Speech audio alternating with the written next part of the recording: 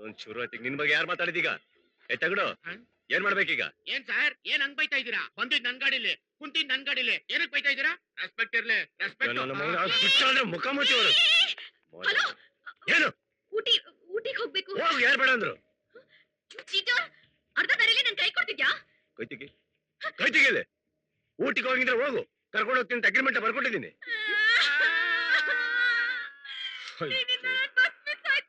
ಮಕ್ಕಳು luggage purse ಎಲ್ಲ miss ಆಯ್ತು ಆಳದ್ ನಿಲ್ಸು ಫಸ್ಟ್ ಆಳದ್ ನಿಲ್ಸು ಸರ್ ಹೆಣ್ಮಕ್ಳು ಕಡಲ್ಲಿ ಹಾಕ್ಬೇಡಿ ಸರ್ ನನಗೆ ತುಂಬಾ ನೋವಾಗುತ್ತೆ ಸರ್ ಲೇಡೀಸ್ ಏನಂದ್ರೆ ಲೇಡೀಸ್